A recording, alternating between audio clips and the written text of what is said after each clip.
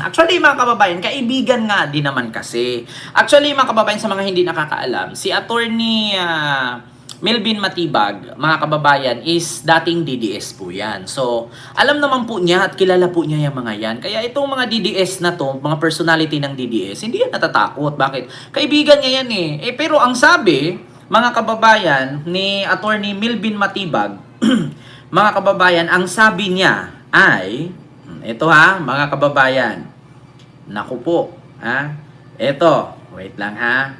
Ito ang sabi ngayon, mga kababayan. Sa mga hindi nakakaalam, si Attorney Melvin Matibag ay dati po siyang DDS, no? At sa mga hindi rin po nakakaalam, si Attorney Melvin Matibag po ang nag-file ng disbarment case laban kay Harry Roque dahil sa pagpapakalat ni Harry Roque ng pekeng polvoron video ni PBBM. So dahil doon, mga kababayan, na i-disbar ni Attorney Melvin Matibag si Harry Roque, pinag-initan nga siya. At saka, mga kababayan, kung ano-ano na mga kwentong lumalabas na ganito daw, nabayaran, may kapalit daw itong pag-disbar, at sabi nga ni Harry Roque, o ito na, may may parangal na, ginawa na siyang NBI director ni BBM dahil pinadisbar na ako. So ngayon, mga kababayan, lahat po ng mga DDS members, kaibigan po talaga ni Melvin Matibag. So sabi nga ni Melvin Matibag, mga kababayan, lalong-lalo na yung mga personalidad, lalong-lalo na pag pinatawag. Ito po, mga kababayan. Hindi ko naman masabing nagbanta siya, parang, ano bang English ng banta? Diba warning? Nagbanta or nagwarning. Hindi naman masama ang salitang nagbanta. Nagwarning sa English. Sige, wag nating itagalog kasi medyo masakit eh. Baka sabihin pa na ni Director Melvin Matibag ng NBI na fake news ka, nagbanta, o warning na lang. Ito. May paalala, warning, nagbanta. Parang same, lang yan eh, same meaning, threaten, ganyan. May paalala, may babala, ganyan. So pakinggan nyo, mga kababayan, ang sabi niya. Mayroong mga mananagot na aking mga kaibigan, mga kapartido at kalyado, dapat po nating papanagutin. Alam naman po nila yan. Yung aming po pagkakaibigan ay natatapos pagka po yung panawagan sa panunungkulan sa bayan ay nandoon. Mayroong mga mananagot na aking mga kaibigan, mga kapartido at kalyado, dapat po nating papanagutin. Alam naman po nila yan. Yung aming po pagkakaibigan ay natatapos pagka po yung panawagan sa panunungkulan sa bayan ay nandoon. Mayroong mga mananagot na aking mga kaibigan, mga kapartido at kalyado, dapat... Ayan, narinig nyo, mga kababayan. Kaya, mga DDS, no? Good luck na lang sa inyo. Sabi ko nga sa inyo eh. Eto na, mga kababayan, ang sinabi ng mga DDS na, huwag kayo maniwala kay Marcos, weak leader yan. Huwag kayo maniwala kay BBM, tamad yan. Alam nyo ba si BBM, akala nyo nagtatrabaho yan? Hindi nagtatrabaho yan. Sabi ni Sara Duterte yan hindi nga yan nagtatanong eh. Hindi nagtatrabaho yan. Tignan nyo, nung umalis ako sa DepEd, parang wala ng direksyon ang kanyang pagiging pangulo kasi wala na ako. Sabi ni Sara yan Sinong nakapanood niyan na sinabi ni Sara, akala ninyo ang presidente, si BBM, nagtrabaho yan? Hindi nagtatrabaho yan eh. So ngayon, mga kababayan, kung hindi nagtatrabaho si PBBM, bakit niya tinalaga si Melvin Matibag? At baka naman, mga DDS, kabahan na kayo. Bakit? Halos lahat kayo kilala ni Melvin Matibag. Diba? Halos lahat kayo kilala ni Attorney Melvin Matibag ng NBI Director. Kaya sabi nga ni Attorney Melvin Matibag, sa mga... Mayroong mga mananagot na aking mga kaibigan, mga kapartido at kalyado, dapat po nating papanagutin. Alam naman po nila yan. Yung aming po pagkakaibigan ay natatapos pagka po yung panawagan sa panunungkulan sa bayan ay nandoon. Ready ka, baka... Kita ninyo, mga kababayan? Kita ninyo, nagbanta na ang NBI Director na si Attorney Melvin Matibag. Sa mga kaalyado ko, kaibigan ko at mga kakilala ko, kapag kayo ay may pananagutan, mawawala naman yung pagiging kaibigan kapag sundin natin ang pagtatrabaho para sa bayan. Patay ka dyan. Walang kaibigan, walang kamakamag-anak, walang kapatid, walang kapanye-panyero, walang malapit. Kapag may mali ka, managot ka. Sinabi ni PBBM yan, mga kababayan. Kaya mga DDS, mukhang mahirap ito. Ha? Mukhang meron na atang mga magtatago nito. Trabaho lang, walang personalan. Di ba, Ma'am Glance Ameri? Oh, nako, mga kababayan. Sabi ko nga sa inyo, mag-iiyakan ng mga DDS dito, mga kababayan. Dito na sila, mga kababayan, na ay nako, nagbabala sa mga nanamantala. Oh, ito na, mga kababayan. Pakinggan pa natin itong isa. Ito pa. Isang balita pa, mga kababayan. Order food you love with Food Panda. Download the app and order now. Wait lang, may ads lang, mga kababayan. Kaya nga sabi ko sa inyo, Yesterday, I signed the subpoena, no? Sinampina natin yung Philippine Marines and other personalities. So, it's being served. Yesterday, dapat na-served, and this morning may mga siniserve pa na mga subpoena. So, we're expecting them to come here sa Wednesday.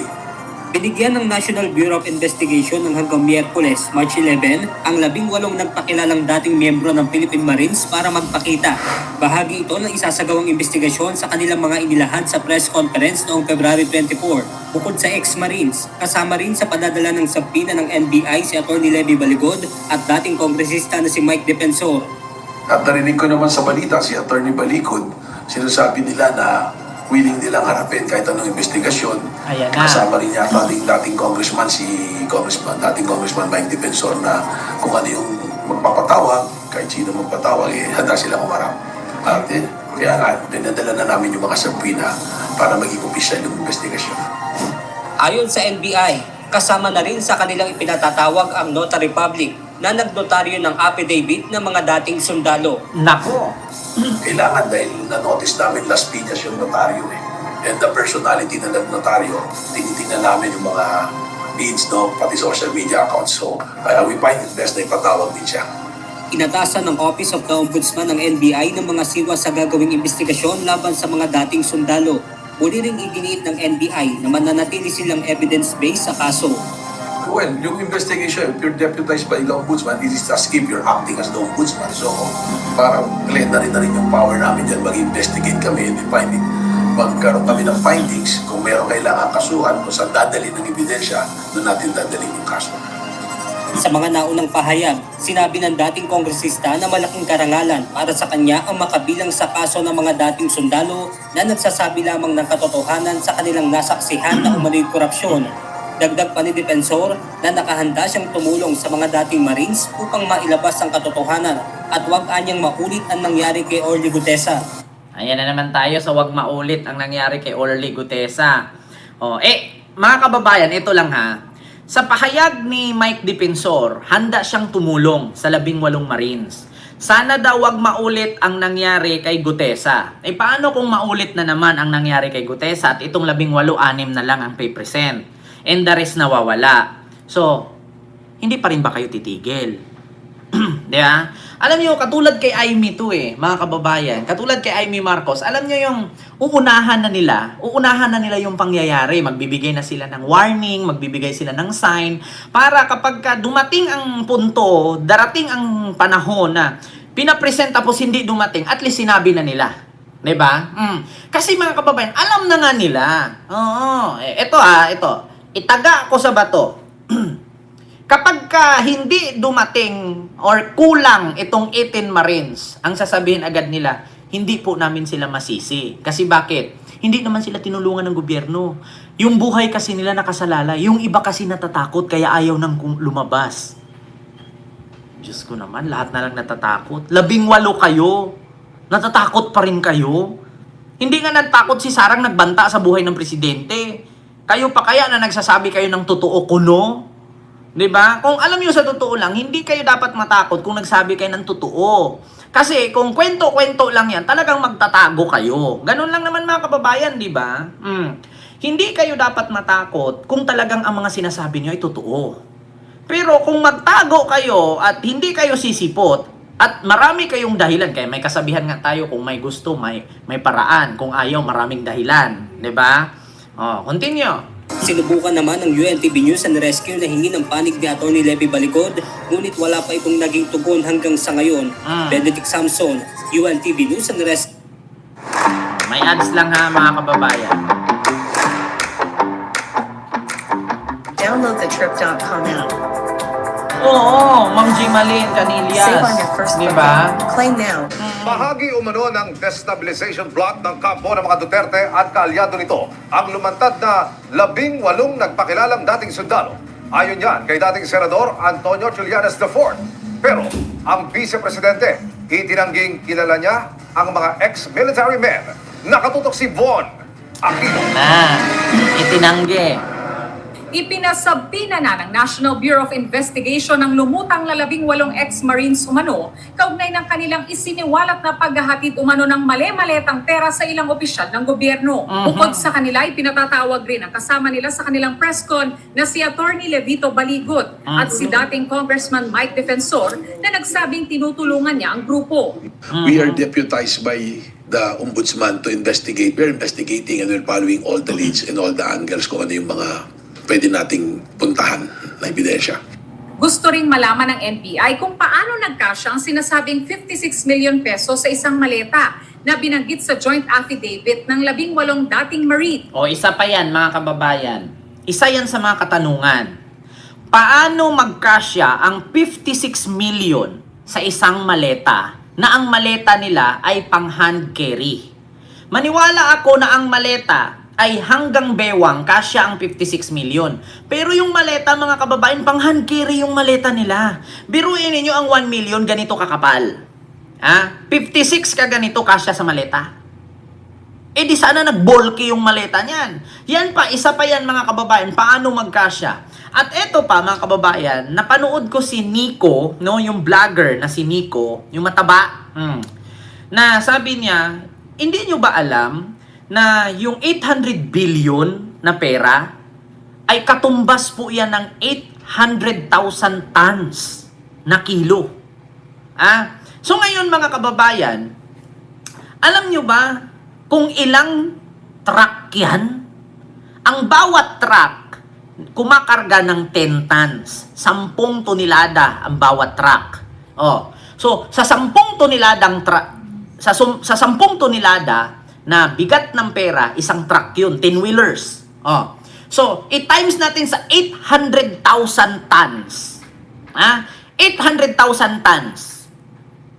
I-divide mo kung ilang truck yan, kasi every 10-wheelers, 10 tons. 10 tons, sabihin natin 10 tons, every 1 10-wheelers.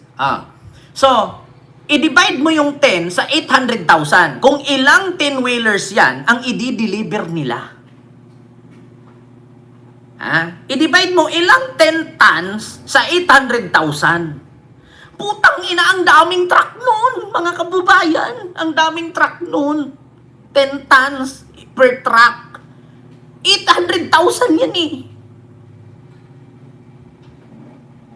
Talagang mga kababayan, hindi nila kayang sabi nga ni Ping Lacson, hindi nyo basta-bastang ma-deliver yan sa 3 taon lamang. Kahit 5 taon, hindi nyo matatapos yan. At saan nyo ipapadaan yung pera? Napakadaming sasakyan yan. Sa napakadaming truck. Saan ninyo ilalagay yan? Diba? 800 tons lang, Idol Kent. It could be load 20 containers. Diba? Napakabigat yan mga kababayan. Actually si Nico, ito po napanood ko kasi si Nico kanina mga kababayan, in-explain niya yan kaso lang hindi ko yata na-save yung explanation ni Nico about dyan sa ilang toneladang sasakyan yan, hindi ko nga na-save mga kababayan. Kaya isa yan sa mga katanungan. Sabi nga ni Ping Lacson, 805 billion. Sa 1 milyon, 1 kilo. Sa 10 milyon, 10 kilo. So sa 50 milyon, 50 kilos. Ilang kilo yan? Yung 805 billion. Ilang tonelada yan? Hindi nyo basta-bastang ma-deliver yan at napakahirap magbilang. Kahit sabihin mong 100 kayong magbilang yan, putang ina, hindi kayo matatapos ng taon. Yun lang yun. Yun yung isang tiningnan ko rin sa joint affidavit, yung pumunta sila sa may Balero, nagpalit sila ng $2 million, 2 maleta na tag 56 million. There is a for me, initially, there is a physical impossibility. Kaya natin sila pinatawag, ipaliwanag din nila, i-demo nila paano, sa anong maleta yun at paano nagkasya yung 56 million na yan. Isusumite Ayan. ng NBI sa Ombudsman ang Diba? mga magiging findings. Depende sa mga ito at ibang ebidensya ang irerekomendang karampatang kaso. Ayon kay dating Senador Antonio Trillanes IV, bahagi umano ng destabilization plot ng kampo ng mga Duterte at mga kaalyado ang paglantad ng mga ex-Marines. Kasi nga, this is all part of a destabilization effort by the Duterte camp against the Marcos administration. Kasi lalo na with this impeachment case that's about to start, Ni Sara. no? The presentation of evidence, pinipigil nila yan. Yun po yan.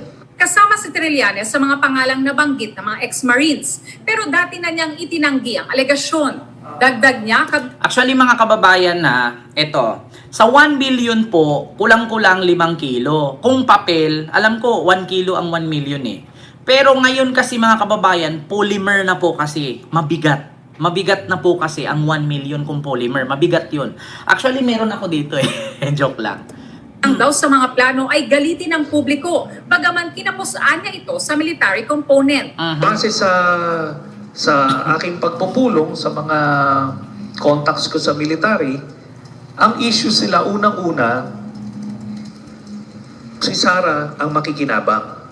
Si Sara, kung mapatalsik si President Marcos, si Sara ang uupo, si Sara pro-China. Yan yung deal breaker sa mga military. Sinusubukan At saka mga kababayan, isa din yan kung bakit sila ipinatawag sa NBI at nagbanta na nga itong si NBI Director Melvin Matibag na sa mga kakilala ko, mga kaalyado ko at mga kaibigan ko, di ba? Kung meron man kayong kasalanan or mali, managot ang dapat managot. Kung batas na ang masusunod, trabaho lang, walang personalan, talagang managot kayo. Kasi isa yan mga kababayan kung bakit sila ipinatawag. Kasi maraming katanungan. Paano daw nagkasya ang 56 million sa isang maleta na ang 1 milyon mga kababayan ay ganito po yan. Ganito kakapal, ganito kalaki ha ang 1 milyon. Idalawa yan, so ganito. Kasi ito, 5 tag 100,000, so 500,000, ganito kalaki, 500,000, ganyan. Ganito kalaki, 500,000. Idalawa yan, dalawang tag 500,000. So pag idikit mo, ganito kalaki ang 1 million. Ganyan. 1 million yan ha mga kababayan. Dalawang tag 500,000. Idikit mo yan, so composed of, ganyan siya kalaki. So ang maleta ngayon, kung ang maleta na katulad doon, yung tawag pang travel, yung pang check-in, hindi yung hand carry ha, magkasya ang 56 million. Ngunit mga kababayan, yung $2 million, isa yan sa rason na paano napalitan at saang bangko yan. Yan ang isa sa imbestigahan ng NBI. Kasi marami silang sa madaling salita mga kababayan, marami silang butas. Marami talaga silang butas mga kababayan. Kung didiis kang mag-isip, sasabihin mo, ganyan naman talaga pag nabisto, maraming paraan. Maraming tanong, maraming hichibureche. Aminin nyo na lang, tanggapin nyo na lang na meron talagang nabigyan ng maleta. Ganyan sila, ganyan lagi ang sinasabi ng mga DDS. Actually, mga DDS, ito lang, alam ko naman mga bobo kayo, pero hindi kayo tanga, hindi kayo bungol. No? Kapag nagsampa kasi kayo ng kaso, hindi naman kasi pwede, pag sinabi ko ba, nakita ko pala si Sara Duterte kumain ng siomay. Yung siomay palaman daga. So maniniwala na kayo kasi sinabi ko palaman daga. Tapos nakita ko si Sarang kumain. Ngayon, pag tinanong ka, meron po ba kayong picture, sir? Meron po ba kayong video na nakita mong kumain siya? Hindi na po kasi gawain namin yan eh. Kasi kaming mga pribadong tao, hindi namin gawain yung magbibideo-video. So ngayon, pag dinala natin sa korte yan, papaniwalaan ka ng korte? Na si Sara kumain ng siomay ang palaman daga? Di ba hindi? Siyempre, ang sabihin ng korte, meron naman sigurong CCTV doon, sir, na kumain siya. Meron ka naman sigurong cellphone dyan, sir, o picture na kumain siya. Ngayon, halimbawa, mag-present ako, ito po, piskal, ito po, attorney, picture, kumain si Sara ng siomay. Ngayon, sasabihin pa ni attorney yan, di ba, may picture ka, kumain si Sara. Paano ka nakakasiguro na daga ang palaman yan? Hahanapan ka at pipigain ka ng pipigain yan. Kaya sa mga 18 Marines na nagpakilala ng bagman ni Saldico, kung sabihin ninyo na kayo ang nagpapalit ng $2 million, saang bangko yan? O, ngayon, papakita nyo, ito po yung resibo, sir, nagpapalit kami $2 million. O, tapos, alam mo ba, sir, nakasulat yan, no? Ilang piraso ang tag 1,000, ilang piraso ang papel na pera, ganyan. May ganyan yan, di ba? Pag nag-withdraw ka or nagpapalit ka, nililista yan. Ito, yung 500 banknote, 1,000 piraso. Yung 1,000 cash, 300 piraso. Di ba may ganyan-ganyan, mga kababayan?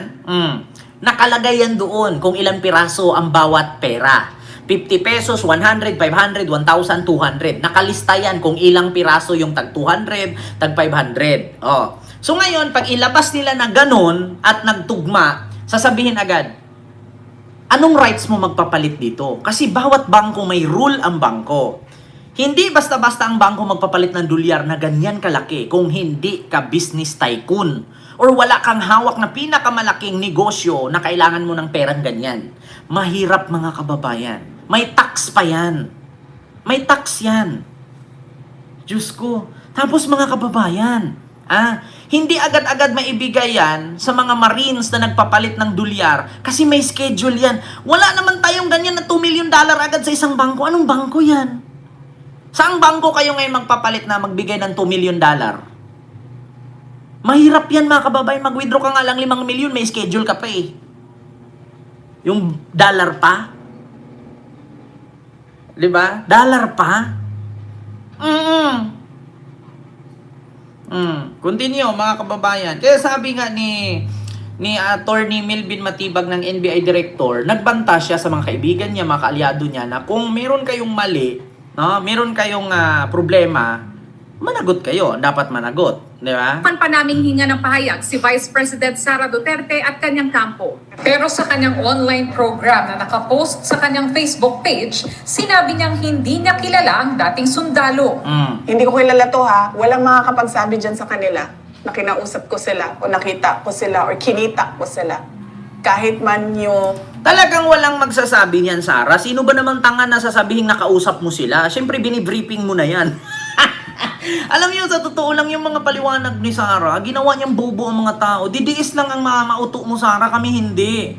Oh, hindi ko kilala yan sila, ha? Walang makapagsabi yan sa kanila na nakausap ko sila, nakita ko sila. Sino ba namang tanga nakakita ka ba na magnanakaw kumamin? Di makulong ka ngayon. Di ba? Sinong tanga? Di ba? Sinong tanga naman? Naaamin, Sara. Ikaw yung tumae, aamin ka na ikaw, hindi nakakahiya. Di ba? Oh, ulitin ko, ha? Dating sundalo. Hindi ko kilala to ha. Walang makakapagsabi dyan sa kanila na kinausap ko sila o nakita ko sila o kinita ko sila. Kahit man yung mga kasama nila, yung abogado. Walang makakapagsabi dyan sa kanila na alam ko kung ano yung ginagawa nila. Ito, mga ordinaryong tao na nagsabi, ito yung alam namin sa korupsyon eh. Pero makikita nyo, sobrang tahimik nung gobyerno. Wala man lang silang, we take this seriously. Para sa GMA Integrated News, Alam nyo, yung script nyo, Sara, mali-mali na eh. Alam nyo ba, noon pa yan sinabi ni Digong? At alam nyo ba na ilang beses nag-live si Dado? Yung mga retired Marines, yung mga retired military, lumabas na kayo, 40 million kami lahat. Sinabi ni Dado yan. Tapos sasabihin nyo, hindi nyo alam ha. Wala kaming ganyan ha. Hindi namin alam yung mga ganito ha. Yung mga ordinaryong tao lang yan. Ilang beses sinabi yan. Ha? Mga retired Marines, retired military, lumabas na tayo. Alam ko nandyan kayo, 40 million kami lahat. Sinabi na yan eh. Alam nyo, ito mga DDS, advice ko sa inyo, magkaroon kasi kayo ng unity. Chapter by chapter. Hintayin ninyo ang pinakataas ninyo magsalita bago kayo magsalita. Kasi bakit? Yung pinakataas ninyo itinanggi kayo. Pero, malayo pa lang, yumayaw-yaw na kayo. Kaya nabubutasan eh. Si Sara, sinabi, hindi kilala, hindi nakipagkita, hindi kinakausap. Pero yung mga vlogger, yung mga Marines dyan, may lalabas pa yan, marami pa yan sila. Bukod kay Gutesa, sabihin ninyo sa akin, hindi sinabi ng mga vlogger na DDS yan. Bukod kay Gutesa, marami yan. Ano ba nga si Kati Binag, kung ano-ano pinagsasabi? Hindi, Katulad doon, naalala ninyo, nag-file sila ng impeachment kay PBBM. Hindi kami DDS para mag-file kay Marcos. Pero kapag may event, nandun sila.